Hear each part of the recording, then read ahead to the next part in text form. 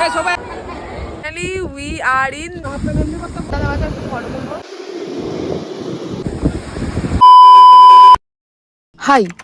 নতুন একটা মিনি ব্লগে তোমাদের অনেক অনেক অনেক ওয়েলকাম।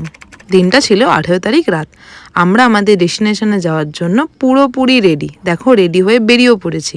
স্টেশনে ঢুকতে না ঢুকতে আমাদের ট্রেনও ঢুকে গেছে। এবার আমরা ট্রেনে করে ডাইরেক্ট যাব হাওড়া। নাও, টাইমে আমরা হাওড়া চলেও এসেছি। চলো এবার বাসের দিকে, কারণ 10টা 20-তে আমাদের বাস। আমাদের বেশিক্ষণ দাঁড়াতে হয়নি, কারণ আমরা হাওড়া পৌঁছেছি। বাস স্ট্যান্ডে গিয়েই দেখি বাসও হাজির।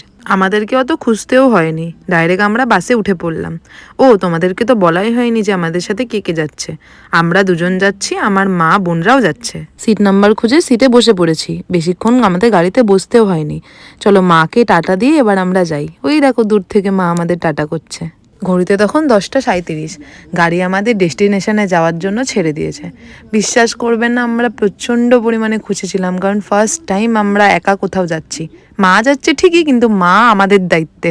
গান শুনতে শুনতে জার্নি আমাদের স্টার্ট হয়ে গেছে। আমাদের খুশির তো কোনো ঠিকানে নেই। ফার্স্ট টাইম আমরা দুজন একসাথে কোথাও যাচ্ছি। খুশির থেকেও ছিলাম বেশি এক্সাইটেড। বাসে এত বোরিং বোরিং গান চলছিল, আমাদের ভীষণ পরিমাণে বিরক্ত লাগছিল। বিরক্তর থেকে বেশি আমরা বোর হয়ে যাচ্ছিলাম। তাই জন্য কন্ডাক্টর কাকু আমাদেরকেই গান চালাতে দিয়ে দিয়েছিল। মাঝখানে গাড়িটা দুবার স্টপেজ দিয়েছিল, কিন্তু আমি না কোনো ক্লিপ নিতে ভুলে গেছি। একটুও আমাদের চোখে ঘুম ছিল না, এক ফোঁটাও না। আমরা কেউই ঘুমাইনি।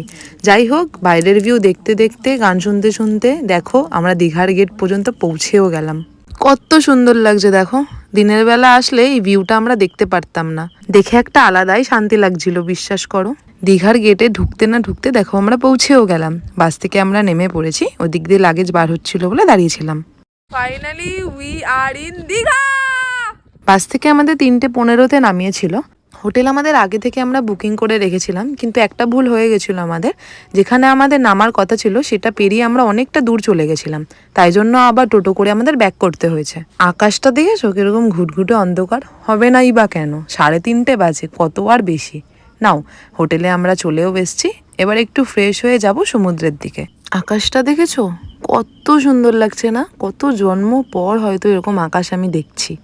ঘুমপ্রেমী মানুষ তো কিভাবে দেখবো তোমরাই বলো। তারা রিলেট করতে পারবে যারা ঘুমপ্রেমী। আমাদের হোটেলটা ছিল ওল্ড দীঘাতে। হেঁটে খুব জোর 5 মিনিট, এর থেকে বেশি আমাদের লাগেনি। তাই এই সুন্দর ওয়েদার অনুভব করতে করতে আমরা হেঁটে হেঁটেই চললাম সমুদ্রের দিকে। উফ, কি যে শান্তি! সামনে সমুদ্র, পাশে প্রিয় মানুষ, আর এরকম একটা সুন্দর ওয়েদার। আর জীবনে কি চাই? শুধু আমরাই এসছিলাম। সারা রাত জেগে জার্নি করার পর ওদের আর শরীরে দেয়নি, তাই ওরা রুমে রেস্ট নিচ্ছিল। তো আমরা ওই ফাঁকেই আমরা ঘুরে নিয়েছি। চলো তোমাদের একবার সমুদ্রের আওয়াজটা শোনাই। সারা রাত জেগে এবার একটু ক্লান্ত ক্লান্ত ভাব শরীরে চলে এসছে। তো এবার আমরা যাব হোটেলের দিকে। দীঘার প্রত্যেকটা দিনের ব্লগ আছে, আশা করি তোমাদের সবার খুব ভালো লাগবে। হোটেলে যাওয়ার পরে আমরা কি করলাম চলো তোমাদের সাথে সেটা একবার শেয়ার করি। এই ব্লগে আরও দুটো মুখ তোমরা দেখতে পারবে, কারণ ওরা আগে আমাদের সাথে আসেনি, ওরা টিকিট পায়নি। ওরা নেক্সট দিন মানে আজকে ওরা ঢুকেছে। যাই হোক, সমুদ্র থেকে এসে একটু ঘুমিয়ে পড়েছিলাম। তারপরে ফ্রেশ হয়ে বেরিয়ে গেছি দুপুরে লাঞ্চ করতে। আমার মুখ চোখ দেখে বুঝতেই পারছো আমি কতটা পরিমাণে ক্লান্ত। দুপুরে খাওয়া দাওয়ার পরে আর কোনো ক্লিপ নেওয়া হয়নি, কারণ এসে একটু শুয়ে পড়েছিলাম। এবার সন্ধ্যাবেলায় বিচে যাব, সেই জন্য রেডি হয়েছি। সবার আগে আমরাই রেডি হয়ে গেছিলাম, বাকিগুলো রেডি হচ্ছিল বলে আয়না পেয়েছি সামনে, তাই একটু ক্যাদ মারছি। যাই হোক, চলো বেরানো যাক।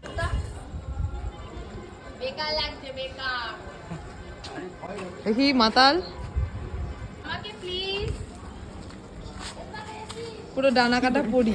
সন্ধে না, এখন প্রায় রাত হয়ে গেছে, 9:15 মতন বাজে। এখন যাচ্ছি আমরা সমুদ্রে। মানে ভাবা যায়?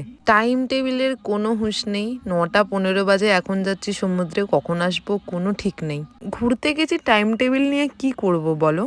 যাই হোক, সকালের সমুদ্রটা তোমাদের দেখালাম। চলো এবার তোমাদেরকে রাতের সমুদ্রটা দেখাই।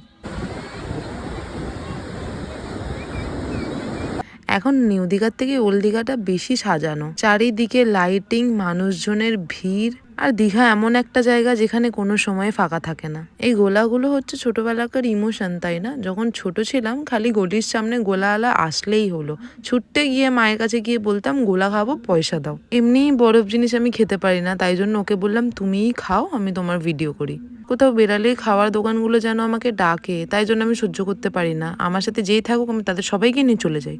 দীঘার এখন অনেকগুলো ব্লগ কিন্তু বাকি আছে, সব কটাতেই তোমাদের সাপোর্ট লাগবে। ভিডিওটা অনেক বড় হয়ে গেছে জানি, ধৈর্য ধরে দেখার জন্য অসংখ্য ধন্যবাদ। এখনো দীঘার অনেকগুলো পার্ট বাকি আছে, আশা করি তোমাদের ভালো লাগবে। যাই হোক, ভিডিওটা ভালো লাগলে অবশ্যই লাইক কমেন্ট করে দিও। তোমাদের সাথে দেখা হচ্ছে নেক্সট কোনো ইন্টারেস্টিং ব্লগ বা ভিডিওতে। ততক্ষণ জন্য টাটা।